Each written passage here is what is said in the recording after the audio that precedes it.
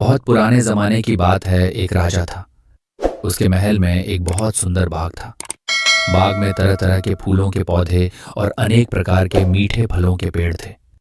लेकिन इस बाग में सबसे आश्चर्यजनक चीज थी। एक सेब का पेड़ था जिसमें सोने के सेब लगते थे। राजा ने इस पेड़ की देखभाल का खास इंतजाम कर रखा था। जब इसके फल पकते थे तो चौकीदार रात दिन पेड़ का पहरा दिया करते थे ताकि कोई सोने का सेब चुरा कर न ले जाए। लेकिन एक दिन की बात है कि बाग के माली ने जब सोने के सेबों को गिना तो उसमें से एक सेब गायब था। उसने दौड़कर राजा को खबर दी। राजा फौरन बाग में पहुंचा। उसे यह देखकर बड़ा आश्चर्य हुआ कि देखभाल का इतना पक्का इंतजाम होने पर भी एक सेब किसी ने चुरा लिया। उसने ऐलान किया कि कोई सोने के सेब को चुराने वाले चोर का पता देगा, उसे इनाम दिया जाएगा। सबसे बड़े राजकुमार ने राजा से कहा कि रात में वह पहरा देगा और चोर को पकड़ने की कोशिश करेगा। राजा ने उसको इसकी इजाजत दे दी। बड़ा राजकुमार रात में पहरा देने लगा, लेकिन 2 घंटे बाद ही उसे नींद आ गई और वह सो गया। सुबह उठकर जब उसने सेबों को गिना तो वह देखकर चकित रह गया कि रात भर में एक और सेब गायब हो गया था। इसके बाद दूसरी रात को मंझले राजकुमार ने पहरा देने का काम संभाला। उसे भी नींद आ गई और तीसरा सेब चोरी हो गया। राजा बहुत चिंतित था। दरबारियों की भी समझ में नहीं आ रहा था कि क्या किया जाए। सब लोग उदास बैठे थे कि इतने में सबसे छोटा राजकुमार आया और उसने कहा कि आज की रात मैं पहरा दूंगा और चोर को पकड़ूंगा। राजा इस राजकुमार से खुश नहीं रहता था। वह उसे मूर्ख भी मानता था। उसने उसे डांटते हुए कहा, तुम क्या समझते हो? क्या तुम्हें इसमें सफलता मिलेगी? तुमसे बड़े और तुमसे ज्यादा समझदार दोनों राजकुमार इस काम में असफल हो चुके हैं। तुम जाओ, अपना काम करो। लेकिन छोटा राजकुमार नहीं माना। उसने राजा से प्रार्थना की कि उसे एक मौका जरूर दिया जाए। अंत में राजा राजी की हो गया। राजकुमार रात में पहरा देने लगा। उसने तय किया कि वह किसी भी हालत में नहीं सोएगा और चोर को जरूर पकड़ेगा। जब आधी रात हुई और 12 बजे का आखिरी घंटा बजा तो राजकुमार ने देखा कि एक सुंदर सोने की चिड़िया कहीं से उड़ती हुई आई और सेब के पेड़ पर बैठ गई। उसने देखते देखते सोने का एक सेब तोड़कर अपनी चोंच में पकड़ लिया। राजकुमार ने फौरन निशाना साधकर तीर चला दिया, लेकिन तीर चिड़िया को नहीं लगा और वह पंख फड़फड़ाकर उड़ गई। हाँ, इतना अवश्य हुआ कि उसका एक सुनहरा पंख टूटकर जमीन पर आ गिरा।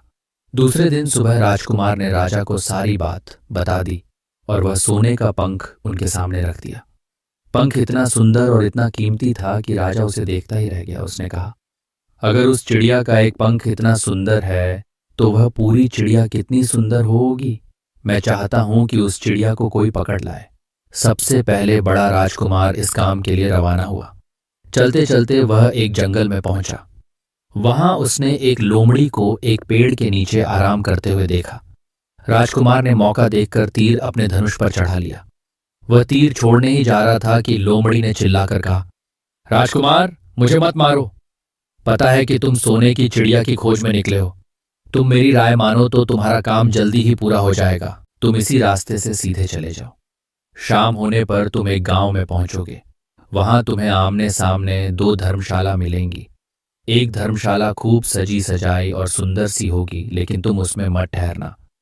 तुम उसके सामने वाली दूसरी धर्मशाला में ठहरना, जो बहुत मामूली और देखने में भी भद्दी सी होगी। ऐसा करने पर तुम्हारा काम आसानी से पूरा हो जाएगा। लोमड़ी का बात सुनकर राजकुमार को हंसी आ गई। उसने डांट कर कहा, भाग जा यहां से। मुझे तुम्हारी सलाह की जरूरत नहीं है। ये कहकर उसने तीर छोड़ दिया, लेकिन लोमड़ी बहुत चालाक थी। वह बचकर निकल भागी। राजकुमार आगे चलता गया। शाम को जब वह एक गांव में पहुंचा तो उसने देखा कि वहां सड़क के किनारे सचमुच 2 धर्मशाला थीं। उनमें से एक धर्मशाला खूब सजी सजाई थी और उसके अंदर से लोगों के नाचने गाने की आवाजें आ रही थीं। दूसरी धर्मशाला भद्दी सी थी और वहां अंधेरा घिरा हुआ था। राजकुमार सजी सजाई धर्मशाला में ठहर गया। थोड़ी देर में वह भूल गया कि वह असल में सोने की चिड़िया की खोज में निकला था। उधर जब काफी समय बीत गया और बड़ा राजकुमार नहीं लौटा तो मंझला राजकुमार सोने की चिड़िया की खोज में चल पड़ा। वह भी उसी तरह चलते चलते जंगल में पहुंचा तो वही लोमड़ी उसे भी मिली। इस राजकुमार ने भी लोमड़ी की बात पर कोई ध्यान नहीं दिया। जब वह शाम को उस गांव में पहुंचा तो बड़े राजकुमार की तरह सजी सजाई धर्मशाला में ठहरा। वहां के नाच रंग में मस्त होकर वह भी अपना काम भूल गया। यहाँ तक कि उसे घर थैंक्स फॉर वॉचिंग। अगर आपको हमारी वीडियो अच्छी लगी हो तो चैनल को सब्सक्राइब कर दें।